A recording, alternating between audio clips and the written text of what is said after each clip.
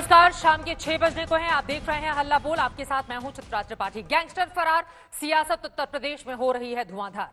UP में मुठभेड़ में 8 पुलिसकर्मी की शहादत ने सूबे की सियासत को गरमा दिया है। तकरीबन 40 घंटे से ज्यादा का वक्त गुजर चुका है, लेकिन अभी तक मोस्ट वांटेड विकास दुबे का कोई अता पता नहीं चला है। ऐसे में सवाल खड़ा होता है कि आखिर अपराधियों के हौसले इतने बुलंद कैसे हो गए कि पुलिस वालों को भी गोली मारने में उनके हाथ नहीं कांपे, उन्हें जरा भी डर नहीं लगा। मामले को लेकर विपक्ष अब पूरी तरह से योगी सरकार को घेरने के मूड में है। सड़कों पर इस मुद्दे पर प्रदर्शन हो रहे हैं, तो वहीं यूपी में अब जंगल राज होने के आरोप भी लगाए जा रहे हैं। यह रिपोर्ट देखिए, उसके बाद चर्चा की शुरुआत।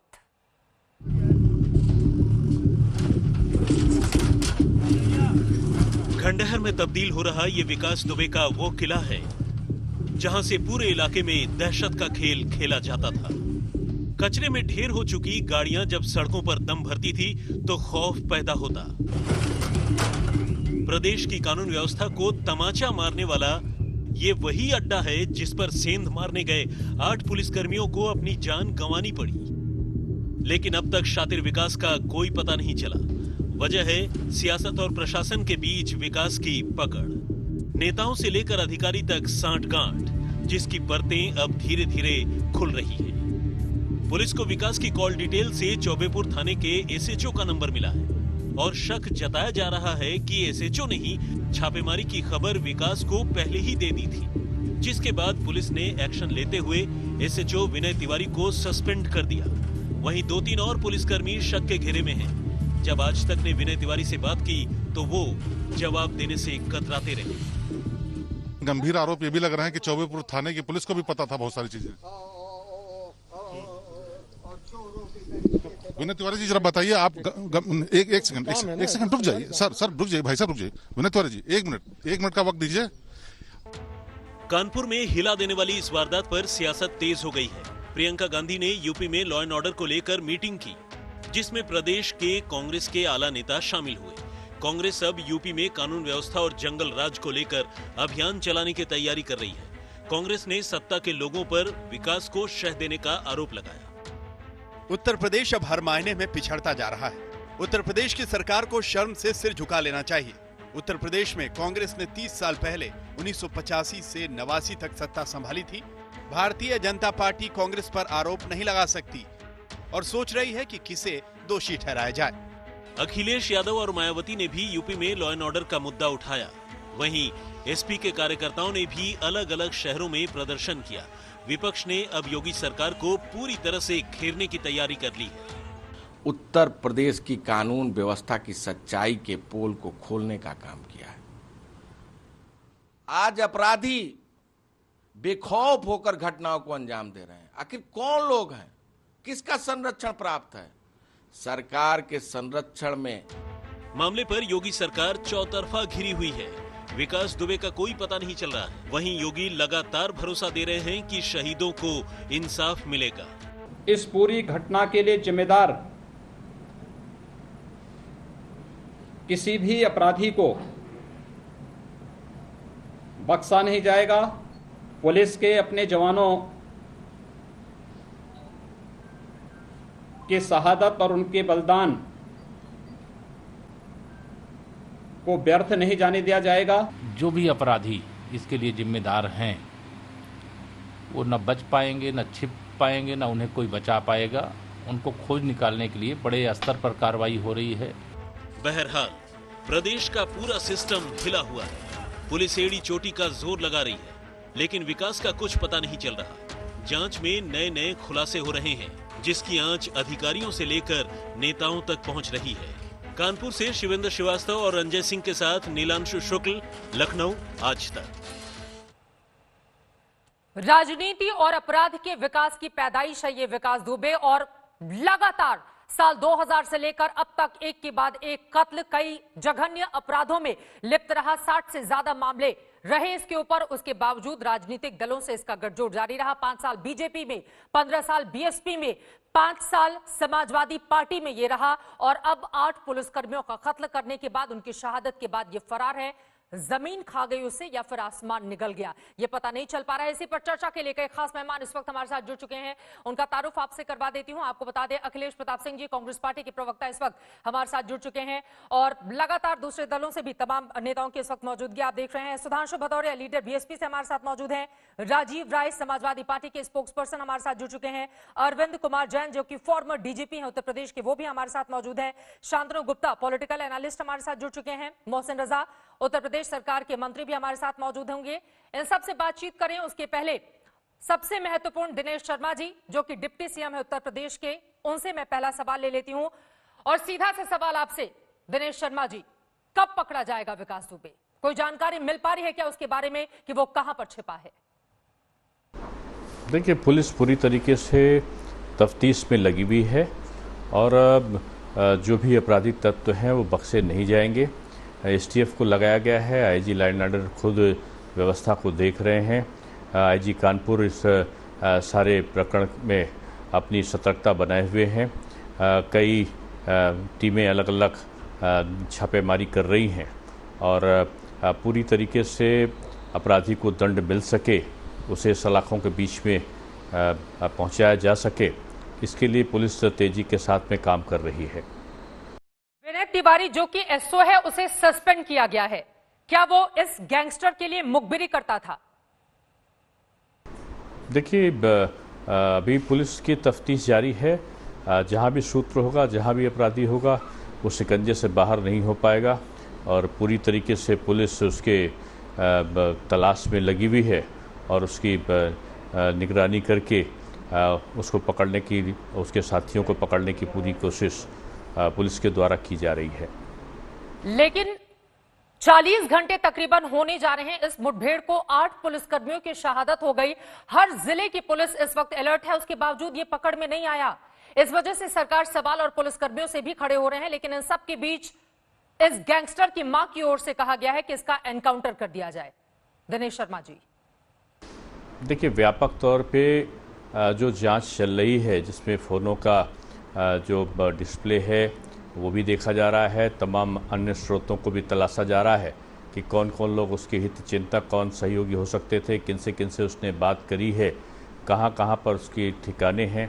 इन सारी चीज़ों को देखने के बाद पुलिस निश्चित रूप में जो नियम के अनुसार कार्रवाई है, कठोरतम कार्रवाई, वो पुलिस सुनिश्चित कर रही है और इसके लिए कई जगह अलग अलग छापेमारी भी हुई है और रात से अभी तक पुलिस कई गंतव्य जो संभावित स्थान हो सकते थे छिपने के, वहां तक पहुंचने का काम पुलिस ने किया है और मुझको लगता है कि जल्दी ही जो अपराधी हैं उनको दंड मिलेगा। कब आएगा, यही तो बड़ा सवाल है। मैं बोल रही हूँ 40 घंटे गुजर चुके हैं, आपकी पुलिस लगातार सक्रिय है, 8 पुलिसकर्मियों की शहादत भी हो चुकी है, लेकिन क्या अभी वो जल्दी या वो टाइम फ्रेम आप लोगों ने डिसाइड नहीं किया है कि गैंगस्टर कुख्यात इस तरह से सरेआम घूमता रहे और वो पकड़ में नहीं आए? अब अगला सवाल जल्दी से मैं इसका जवाब आपसे चाहूंगी।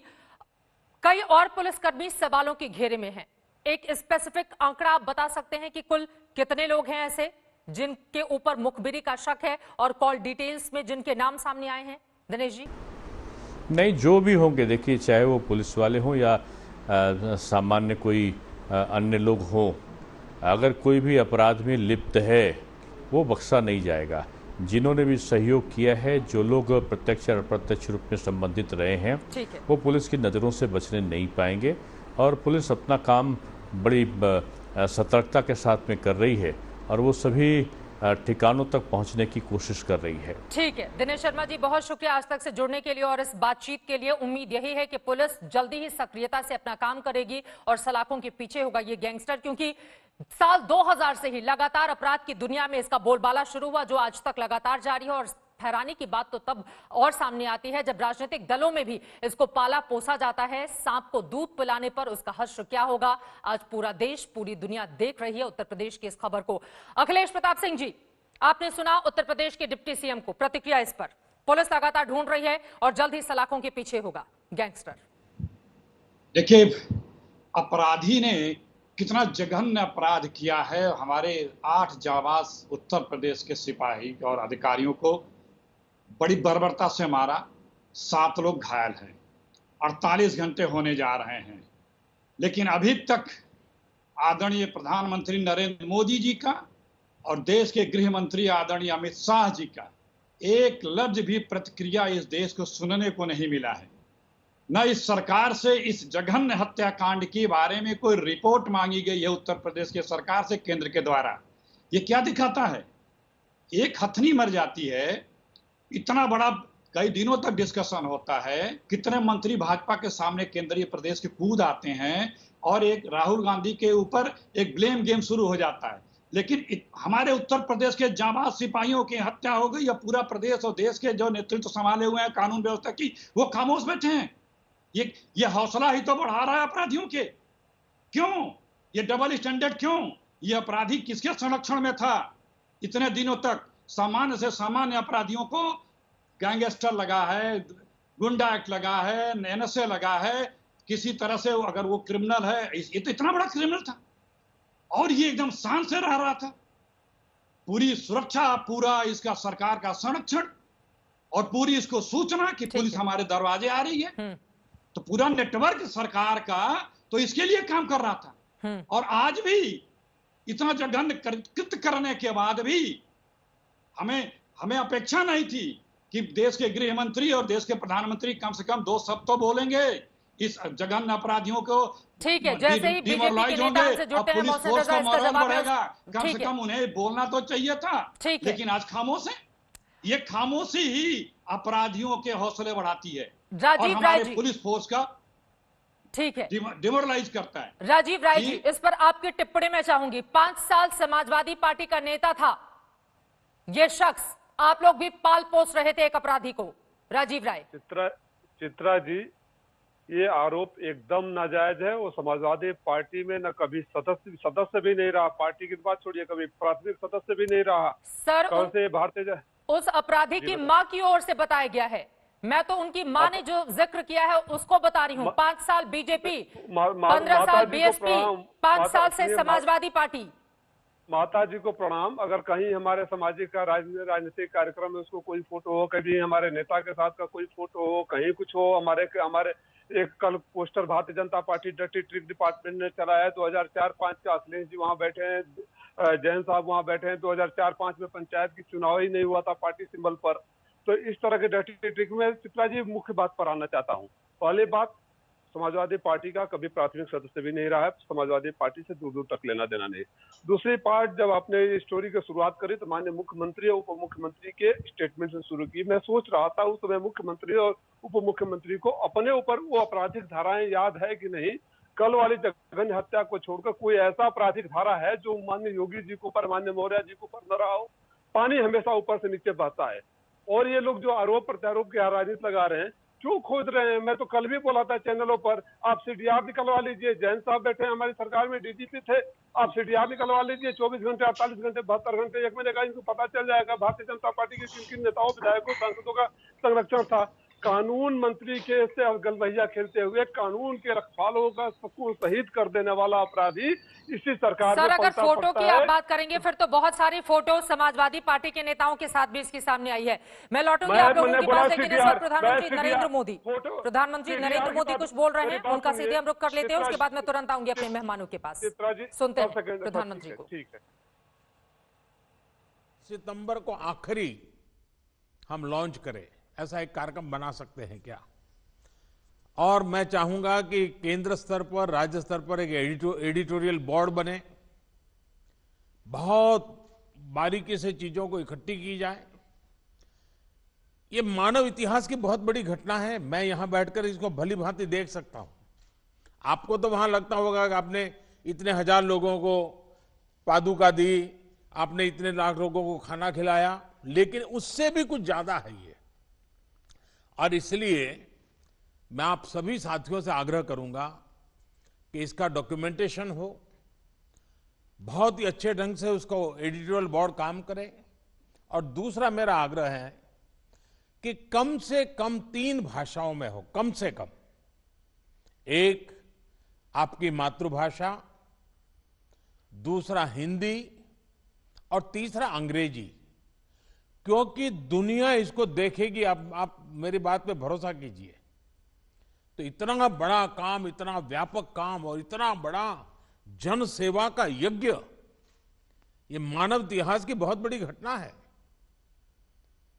मैं फिर एक बार कोरोना की इस लड़ाई में इसी सेवा यज्ञ ने बहुत बड़ी ताकत दी है और इसलिए एक राजनीतिक दल के रूप में आप लोगों ने जो काम किया बधाई के पात्र हैं। समाज के भी सभी संगठनों ने, एनजीओ ने, सिविल सोसाइटी ने, वे भी सब अभिनंदन के अधिकारी हैं। मैं फिर एक बार उत्तर प्रदेश के सभी कार्यकर्ताओं को बधाई देता हूं। मुझे आज 7 राज्यों का वृत्त सुनने का अवसर मिला है। बहुत से राज्य हैं, हर गांव की अपनी अनुभव की कथा है। मैं बाकी राज्यों से आग्रह करूंगा, अगर आप अपना वृत्त मुझे लिख करके भेज देंगे तो मैं जरूर उसको देखूंगा, आपके प्रेजेंटेशन को देखूंगा, क्योंकि ये मेरा दायित्व बनता है कि हिंदुस्तान के हर कोने में आप सबने जो काम किया है उसको मैं खुद जानूं, देखूं। आज भले समय सीमा के कारण 7 ही राज्यों का ब्यौरा मैं ले पाया हूं, लेकिन मुझे अच्छा लगा। फिर एक बार आज जो प्रेजेंटेशन किया है और राज्यों में काम किया है, मैं धन्यवाद करता हूं।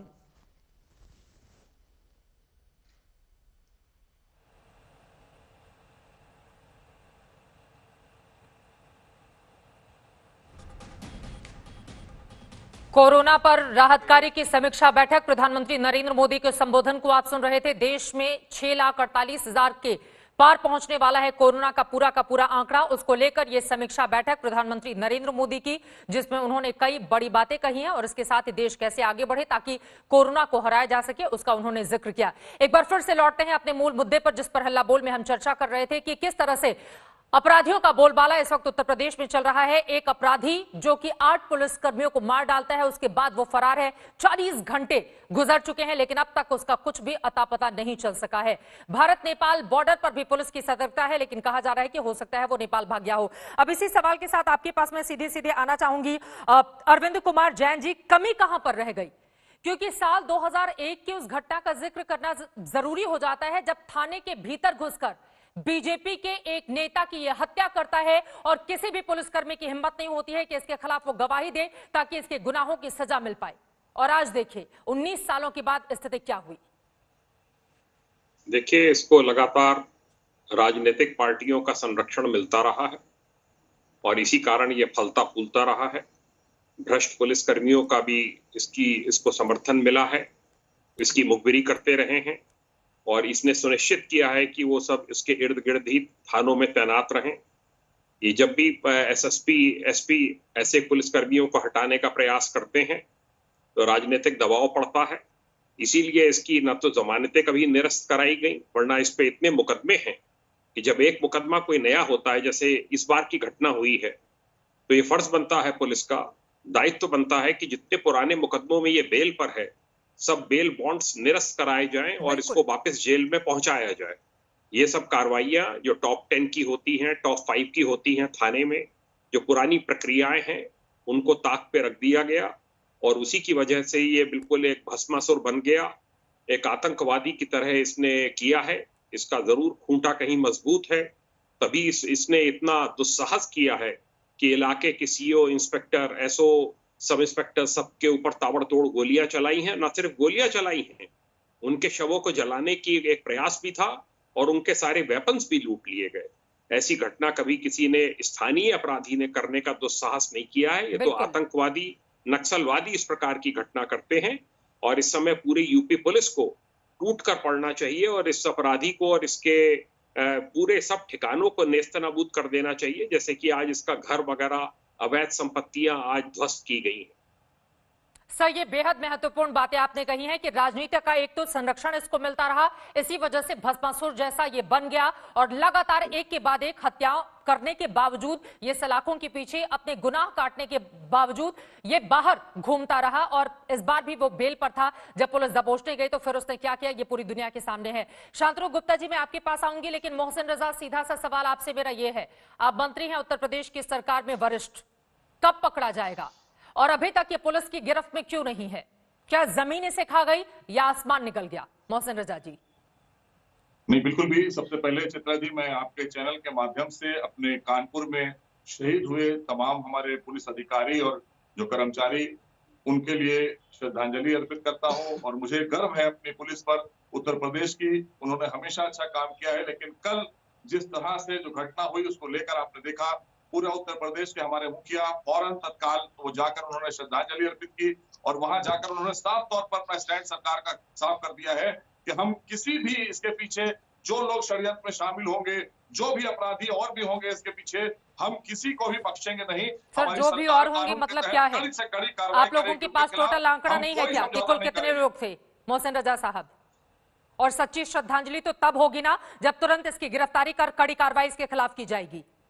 बिल्कुल होगी, इंतजार करिए। हमारी पुलिस पर हमें भरोसा है, हमारी अपनी पुलिस पर। कब तक उत्तर प्रदेश इंतजार? की पुलिस ने हमेशा कितना उत्तर लंबा प्रदेश की इंतजार? जनता के हितों के काम किए हैं और जिन्होंने भी एक घिनौना अपराध किया है उनको ऐसा सबक मिलेगा योगी सरकार में कि वो याद रखेंगे। लेकिन चित्रा जी, मैं यहाँ पर एक बात कहना चाहता हूँ। जैन साहब का भी मैं स्टेटमेंट सुन रहा था, उन्होंने बड़ी अच्छी बातें करी है, लेकिन मैं ये जो राजनीतिकरण हुआ अपराध का, ये किसके दौर में हुआ है मैं इस पर जाना नहीं चाहता, लेकिन ये उसी कोण को हम साफ करने का काम कर रहे हैं। योगी सरकार काम कर रही है लगातार। मोहसिन रजा साहब, अभी तो चुन चुन कर अपराधियों का आप लोग सफाया कर रहे थे। एक सेकेंड सर, इतिहास में किस पार्टी ने क्या किया क्या नहीं किया?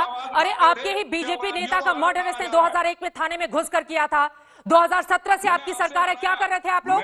चित्रा मेरी बात पूरी हो जाने दीजिए। चित्रा जी, 1 मिनट मेरी बात पूरी हो जाए, फिर आप आगे बात करिएगा। मेरी बात पूरी हो जाने दीजिए, मेरी बात पूरी हो जाने दीजिए। आप, मैं जो कह रहा हूं मेरी बात पूरी होने दीजिए। जब हमारे आदरणीय योगी जी की सरकार ने कमान संभाली और अपराधियों के खिलाफ हंटर चलाना शुरू किया, जब अपराधियों को एनकाउंटर में मारना शुरू किया, तो विपक्ष ने आवाज उठाना शुरू की, अरे साहब ये तो बड़ा गलत हो रहा है। तो भाई, जो पुलिस पर गोली चलाएगा तो उसको गोली खाना होगी, और अपराधियों को खत्म करने का काम योगी सरकार ने किया उत्तर प्रदेश के अंदर। बताइए कोई घटना, ये घटना ऐसी है शर्मसार करने वाली, ये छुप कर वार सर, यूपी सरकार अगर इतना अच्छा काम करिए। एक सेकंड मोहसिन रजा साहब, आज ही इलाहाबाद से खबर सामने आई है, आप तमाम दूसरे विपक्षी नेताओं को पढ़िए किस तरह से 4 लोगों की हत्या कर दी गई, 8 पुलिसकर्मियों की यहां पर शहादत हुई है, और आप कह रहे हैं कि बहुत अच्छा। अपनी ही पीठ थपथपा रहे हैं, वो भी तब जब आंकड़े इस तरह से इशारा कर रहे हैं कि स्थिति कितनी भयावह है इस वक्त, और 40 घंटे से ज्यादा का वक्त गुजर चुका है। मोहसिन रजा जी, पीठ नहीं थपथपा रहा हूँ, मैं जो काम कर रही आदरणीय योगी जी की सरकार उसकी बात बता रहा हूँ। योगी जी की नेतृत्व सर, कोई टाइम फ्रेम तो होगा ना आप लोगों का, कोई तो टाइम फ्रेम होगा ना मोहसिन रजा साहब, कि इस अपराधी को इतने वक्त के अंदर पकड़ लिया जाएगा। बार बार कह रहा हूं कि जब से आदरणीय योगी जी की सरकार आई है, अपराधियों के हौसले पस्त हुए हैं, अपराधी छोड़कर राज भागे हैं या पुलिस के साथ मुठभेड़ में दुर्दांत अपराधी मारे गए हैं।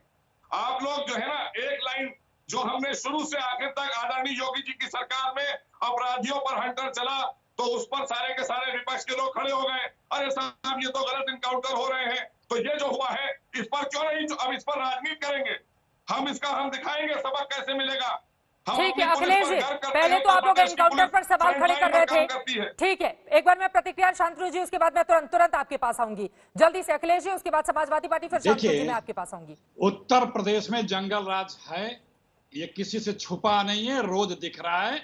इलाहाबाद, आगरा, मथुरा, तमाम जगहों पे। मैं आपको कुछ उदाहरण देता हूं।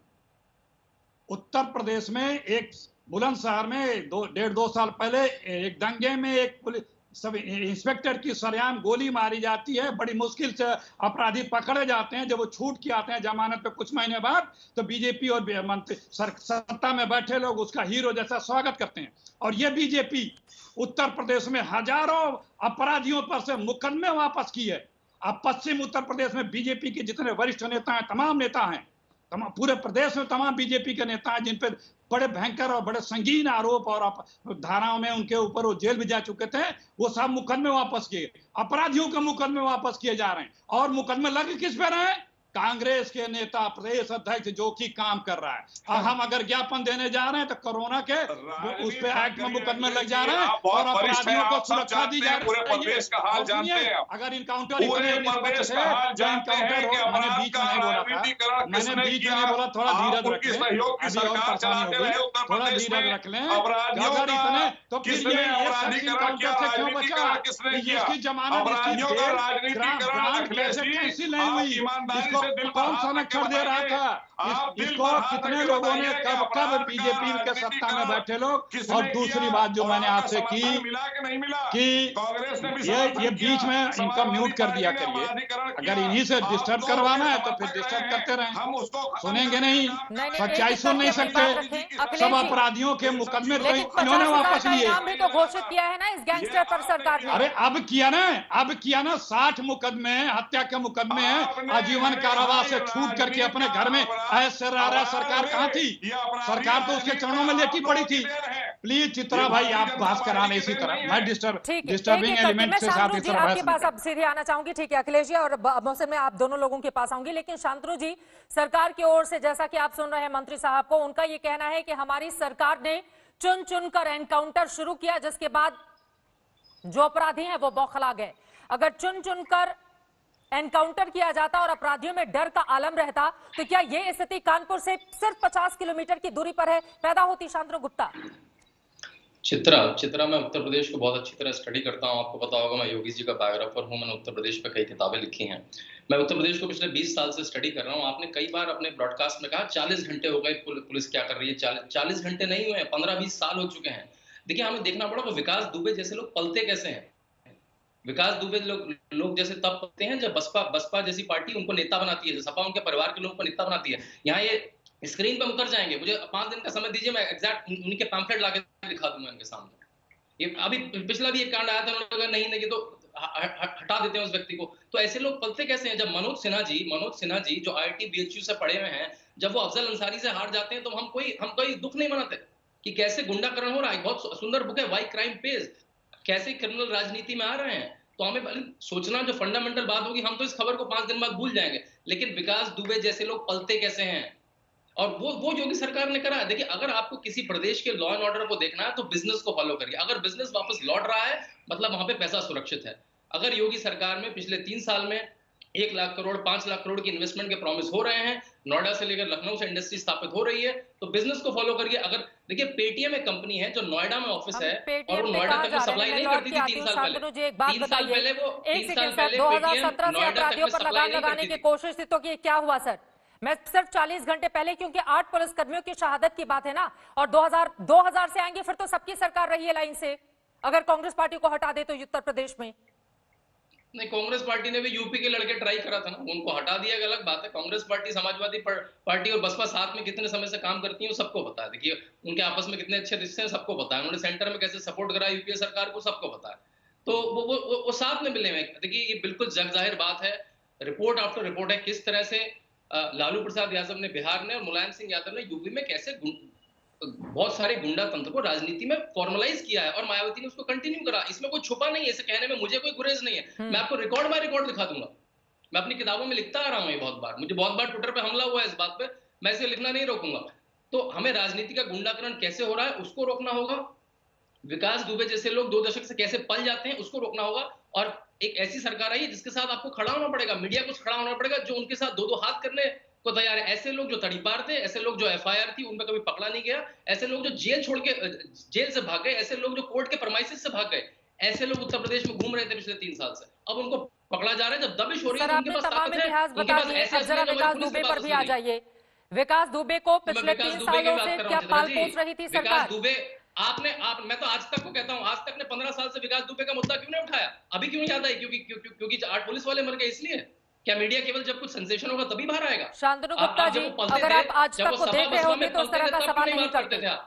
राजनीति के अपराधीकरण पर लगातार आज तक सवाल, एक सेकंड सर, लगातार न सिर्फ सवाल पूछता है बल्कि प्रोग्राम भी करता है, लेकिन जब उन्हीं अपराधियों को राजनीति अपनी शरण में ले लेती है तो सवाल आपसे पूछे जाएंगे। ठीक है, आपने BSP का नाम लिया, सुधींद्र भदौरिया जी हमारे साथ जुड़ चुके हैं। मैं तुरंत लौट रही हूँ अखिलेश जी। सुधींद्र भदौरिया जी, 15 सालों तक एक तो आप नारा लगाते हैं चुनावों के दौरान चढ़ गुंडन की छाती पर मोहर लगेगी हाथी पर, बाद में उन्हीं लोगों के साथ BSP साठगांठ कर लेती है और ऐसे लोगों को 15 सालों तक नेता बनाकर रखती है BSP आपकी पार्टी। आप हम पर आरोप लगा रही हैं, जब जो लोग सत्ता में बैठे हुए हैं वो पिछले 2017 से मुख्यमंत्री हैं, आप हमसे प्रश्न कर रही हैं। और उसके पहले राजनाथ सिंह रहे हैं, उसके पहले कल्याण सिंह रहे हैं। मैं गिनाऊं इनके यहाँ कौन कौन से लोग मंत्री रहे?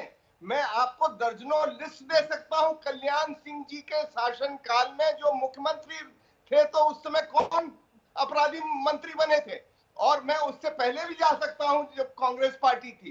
पर मैं ये चाहता हूं कि इस समय इतना दुस्साहस हो गया, मैं दिशा भ्रमित नहीं करना चाहूंगा। विकास जो ये है सज्जन, जिन्होंने 60 केस चल रहे थे, सज्जन कहाँ है सर? ये 24-25 वर्ष के लड़के रहे हैं पुलिस के, जो जिनकी हत्याएं हुई हैं, उनकी मां बिलख रही हैं, उन कुछ लोगों की शादियां भी छोटे छोटे बच्चे हैं, और ये राजनीति कर रहे हैं। अगले आपकी सरकार दिल्ली में भी है और प्रदेश में भी है, आप क्यों नहीं अपराधीकरण के खिलाफ कानून लाते हैं, क्यों नहीं रोक लगाते हैं? क्योंकि आप उनका संरक्षण कर रहे हैं। वो यही दुबे जी कैसे खड़े हुए हैं आपके राष्ट्रीय अध्यक्षों के साथ, कैसे खड़े हुए हैं आपके मुख्यमंत्रियों के साथ, कैसे खड़े हैं तमाम उन नेताओं के साथ। ये बचने की कोशिश मत करिए। हम चाहते हैं, हम सहयोग करेंगे, आप कानून बनाइए ना। आप कानून बनाएंगे नहीं, उनको पालेंगे पोसेंगे और दूसरों पर दोषारोपण करेंगे। देखिए, ये जो संस्कृति आपने अपनाई कि हम ठोक देंगे, ठोक देने से काम नहीं होगा। कानून का खौफ होना चाहिए, कानून का खौफ नहीं है। कानून का खौफ तो हमारी सरकार में है ही है। कानून का खौफ नहीं होता तो ये सब हादसे जो हो रहे हैं, आज इस पर आप राजनीति जो करने आए हैं। 2017 से आदरणीय योगी जी की सरकार जब से आई है, लगातार अपराधी या तो भाग रहा है या जेल में है। हमने कहीं बाहर नहीं रखने दिया। हमने प्रदेश में विकास किया है। हमारे यहाँ चौमुखी विकास हो रहा है, लाखों करोड़ का विकास आया है। अगर अपराध होता तो भदौरिया जी, हमारे प्रदेश में विकास नहीं आता। हमारे प्रदेश में जो विकास आया है ये अपराध मुक्ति से आया है। लेकिन आप जैसे लोगों ने अपराधियों को महिमा मंडित किया है। आपने किया है, समाजवादी पार्टी ने किया है। आपने समाजवादी पार्टी ने महिमा मंडित किया है अपराधियों का। अपराधियों को अपने यहाँ शरण आप लोगों ने दी है, आप लोगों ने शरण दी है। एक एक करके हम अपनी बात रखें। मोहसिन रजा साहब, तो फिर ये बताइए, बीते 3 सालों में इसका जो अपराध है उसका विकास कैसे हो रहा था मोहसिन रजा साहब? नहीं, एक सेकंड सर, आप बता रहे हैं कि आपने बहुत विकास किया। इस अपराधी का विकास बीते 3 सालों में कैसे हुआ? आपकी सरकार तो 3 सालों से है, मैं उतना ही काउंट कर लेती हूँ। कैसे हो गया और क्यों नहीं पकड़ा आप लोगों ने? और आपकी भी पार्टी में ये कैसे रहा था? वो भी तब जब इसने आपके ही बीजेपी के नेता का कत्ल किया हो, वो भी थाने के भीतर घुसकर। देखिए, जब ये तब भी इसको जेल भेजा गया था। उसके बाद छूट कैसे जाता है मोहसिन रजा? समाजवादी पार्टी की सरकार और बहुजन समाज पार्टी की सरकार के दौरान इसको महिमा मंडित किया गया। ये इसका अपराध का ग्राफ बढ़ा है समाजवादी और बहुजन समाज पार्टी की सरकार के दौरान। कांग्रेस भी उसमें शामिल है, कांग्रेस उनकी सहयोगी पार्टी रही है। ये चित्रा जी, हमारे प्रदेश में 5 लाख करोड़ का विकास, जो 5 लाख करोड़ इन्वेस्टर आए हैं, 5 लाख करोड़ रुपए का इन्वेस्टमेंट आया है, वो अपराध मुक्ति से आया है, अपराध से नहीं आया है। हमने अपराध मुक्त किया है प्रदेश को योगी जी की सरकार में। योगी जी की सरकार में प्रदेश अपराध मुक्त हुआ है, इसीलिए यहाँ बिजनेसमैन आए हैं विदेश के भी और उद्योगपति उत्तर प्रदेश में आए हैं। सुधींद्र जी, एक सेकेंड सर, चूंकि इसका लंबा राजनीतिक इतिहास रहा है, 2007 से 12 तक आपकी सरकार रही है। एक सेकेंड सर, वो भी प्रचंड बहुमत के साथ 206 आपकी सीटें थी। ये बताइए, ये जो गुंडा राज पर लगाम लगाने की बात आप लोग करते हैं, इसका तो मतलब अब सीधा यही समझा जाए कि 15 सालों तक एक घनघोर अपराधी अगर आपकी पार्टी में रहता है तो बीएसपी का अपराधियों के ऊपर लगाम लगाने का मतलब यह है सारे अपराधियों को पार्टी में शामिल करा दो, अपने हिसाब से काम करवाओ, अपराध मुक्त हो गया उत्तर प्रदेश। सुधींद्र भदौरिया, देखिए, एक चीज जान लीजिए, हम लोगों ने कभी भी अपराधीकरण, हमारे लोग निर्धन वर्ग से आते हैं, अपराधी वर्ग के लोग जो दबंग हैं वो सब लोग जानते हैं किन समाज के वर्गों से आते हैं। ये समाज के वर्गों से आते हैं, समाज के उन ताकतवर वर्गों से आते हैं जो बाहुबली हैं, जो धनबली हैं। ये 15 सालों तक आपकी पार्टी में क्या कर रहा था भदौरिया साहब? आज बात हो रही है कि हम कैसे अपराध मुक्त कराएं, तो ये चले जाएंगे कि हम चांद पर क्या हो रहा है, क्या चले जाएंगे अमेरिका में क्या हो रहा है। मैं आपसे पूछ रही हूँ 15 सालों तक ये आपकी पार्टी में क्या कर रहा था भदौरिया साहब? को तो आप टिकट देते हैं, अपराधियों को संरक्षण देने का काम आपने किया। उसके बाद जब सरकार समाजवादी पार्टी की आई तो उन्होंने जी भर के सारे अपराधियों को प्रदेश के मंत्री बना दिया। जितने उत्तर प्रदेश के अपराधी थे सब मंत्री बना दिया आपने। तो हम अपना गलबान झाँक कर देखिए, आदरणीय योगी जी की सरकार में और भारतीय जनता पार्टी की सरकार में अपराधियों को कोई शरण नहीं मिलती है। अपराधियों को जेल जाना होता है या इनकाउंटर के जरिए उन्हें मरना होता है। 6 वर्ष की बच्ची की और हम लोगों ने कभी महिमा मंडित नहीं किया है। भारतीय जनता पार्टी की सरकार कभी अपराधियों का महिमा मंडित नहीं करती है। भदौरिया जी, आपको मानना होगा, आपने अपराधियों को टिकट भी दिए, आपने अपराधियों को मंत्री भी बनाया। मोहसिन रजा साहब, अब उस पर मत जाइए वरना बहुत दूर तक बात चली जाएगी और फिर मुझे वो आंकड़े निकालने पड़ेंगे कि किस पार्टी ने कितने अपराधियों को। एक सेकंड सर, मोहसिन रजा, अब बीएसपी को 2007 से 12 तक थी, आपने क्या किया? आप मोहसिन रजा, आपने क्या किया? अब किसी का इतिहास बताने के बजाय आपने क्या किया है अपराध पर लगाम लगाने के लिए? और अगर इतना ही काम किया है तो फिर ऐसा हर्ष आपको पता है इतिहास में पहली बार हुआ है कि किसी मुठभेड़ में 8 पुलिसकर्मियों की जान चली गई हो?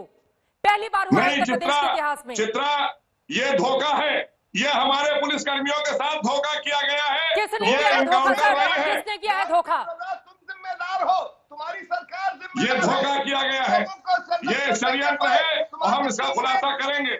हम इसको कड़ी से कड़ी सजा दिलाएंगे।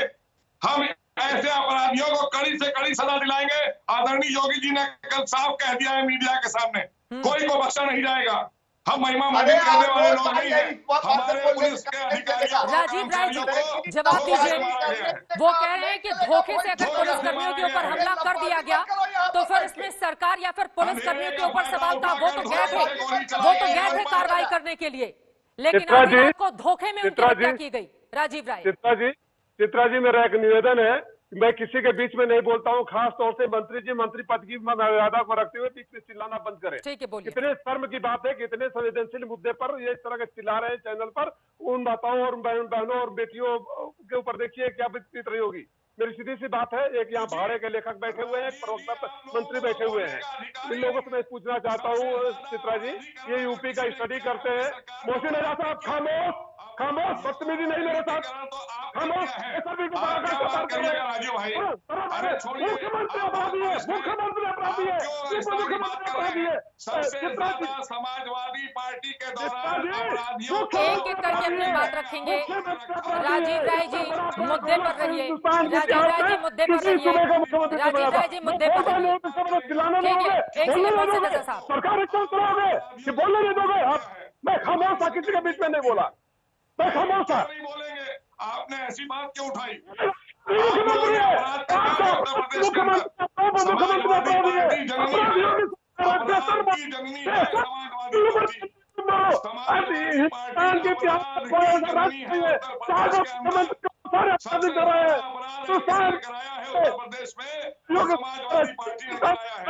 अपराधियों का महिमा मंडित सबसे ज्यादा आपने किया है।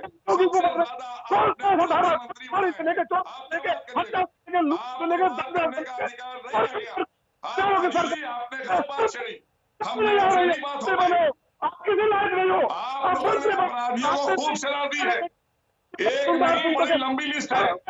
आप लोगों ने बहुत बुरी तरीके से उत्तर प्रदेश में अपराधियों। अरे हम एक एक करके बात करेंगे तो शायद दर्शक बेहतर तरीके से समझ पाएंगे। राजीव राय जी का ऑडियो कुछ प्रॉब्लम कर रहा है, प्लीज आप उसको जल्दी से ठीक कीजिए। राजीव राय जी आराम से, मुझे लगता है हो सकता है कोई टेक्निकल दिक्कत आ रही हो, आराम से आप अपनी बात कीजिए ताकि आपकी बात को समझ में आए। मोहसिन रजा मैं आती हूँ, राजीव जी अपनी बात खत्म कीजिए जल्दी से।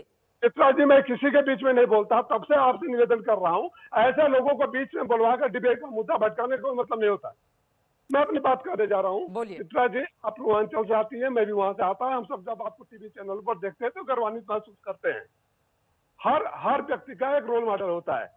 हिंदुस्तान के इतिहास में पहली बार ऐसा हुआ है, मैंने पहले भी बात कह रहा था, मेरे बीच में बात काट दी गई, कि कोई ऐसी आपराधिक धारा नहीं है जो माननीय योगी जी के ऊपर और मौर्य जी के ऊपर ना हो। तो अपराधियों के रोल मॉडल तो ये हो गए, और आरोप लगाएंगे, इतिहास भूगोल की बात करेंगे। रात को 8 लोग शहीद होते हैं, 8 हमारे बहादुर सिपाही शहीद होते हैं, सुबह 4 पटाखे मारे जाते हैं, गाजियाबाद में मारे जाते हैं। अरे किसने आपको मंत्री बता दिया भाई? किसने आपको मंत्री बता दिया? आप कलर लायक नहीं है।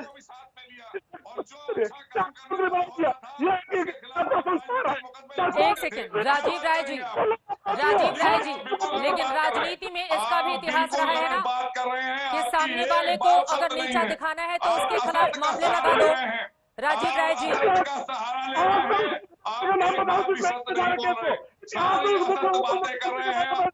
आप मुद्दे से भटकाने का काम कर रहे हैं। आप लोगों ने अपराधियों को पालने का काम किया उत्तर प्रदेश में।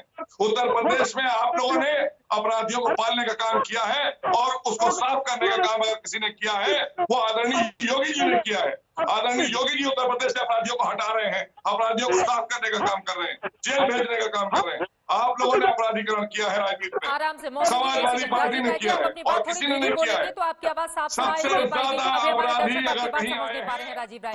एक सेकंड मोहसिन प्लीज। राजीव राय जल्दी से, उसके बाद शांतनु जी। और ठीक है राजीव राय जल्दी से आप अपनी बात पूरी कीजिए। एक सेकंड राजीव राय जी, राजनीति का इतिहास उत्तर प्रदेश का आपने कहा कि आप समझते हैं, पूर्वांचल से आते हैं, मैं भी बहुत अच्छे से समझती हूं। बहुत सारे ऐसे मामलों में भी हमने देखा है कि बड़े नेताओं पर मुकदमा क्यों किया गया, बहुत सारे ऐसे मामले हैं सामने। जब बदले की भावना के तहत भी इस तरह की कार्रवाई की जाती है, इसको कतई इस विकास दुबे वाले मामले से नहीं जोड़ा जाए। लेकिन अब जिन लोगों का आप एग्जाम्पल दे रहे हैं उसके पीछे ये भी तो हो सकता है ना। और सबसे ज्यादा, एक सेकेंड सर, पिछले 20 सालों में अगर सबसे ज्यादा राजनीति के अपराधीकरण का किसी एक पार्टी पर आरोप लगा है तो हमेशा विपक्ष आपकी पार्टी पर आरोप लगाता रहा है। इसी वजह से आपकी सरकार भी गई थी। चित्रा जी अब मेरे को आधा मिनट दीजिए, पूरी बात कंप्लीट करने दीजिए। बोलिए। मेरी सरकार किस वजह से गई थी, इस पैनल में बैठे हुए सारे लोगों की सरकार कहीं ना कहीं जा चुकी है। और ये डबल स्टैंडर्ड नहीं चलेगा कि अगर मोदी और योगी जी के ऊपर और मौर्य के ऊपर आरोप लगे तो बदले के भावना से लगाया गया। समाजवादी पार्टी की सरकार थी तो आप भी पत्रकार थी, चैनलों पर अखिलेश यादव का फोटो लगाकर गुंडों की सरकार। रात को 8 हमारे जवान शहीद होते हैं, 4 प्रयागराज में सुबह मारे जाते हैं, दोपहर में गाजियाबाद में मारे जाते हैं, शाम तक लखनऊ में मारे जाते हैं। ये गुंडों की सरकार में ये परिभाषा बदल जाती है। तो अगर योगी जी को और मौर्य जी के ऊपर लगे तो बदले की भावना से लगे, किसी और के ऊपर लगे तो अपराधी है। समाजवादी पार्टी की सरकार में मुख्यमंत्री का फोटो दिखाया जाता है, यहाँ योगी जी के बाद में परिभाषा बदल जाती है। ये डबल स्टैंडर्ड नहीं चलेगा, जो मेरे ऊपर लागू होता है वो आपके ऊपर भी लागू होता है। नहीं, डबल स्टैंडर्ड की बात नहीं है सर। ठीक है, हम आ जाते हैं विकास दुबे पर, जिस मेन मुद्दे पर हम थे, क्योंकि ऐसा ना हो कि तमाम बातों को ले आते हुए और मुख्यमंत्री आरोप प्रत्यारोप का दौर करते हुए एक दूसरे के बड़े नेताओं पर सवाल उछालते हुए हम इस बात को भूल जाएं कि एक अपराधी जिसने 8 पुलिसकर्मियों को शहीद किया है वो अब तक फरार है, वो सलाखों के पीछे क्यों नहीं है। और मोहसिन रजा साहब, आपको सवालों का जवाब देना ही होगा।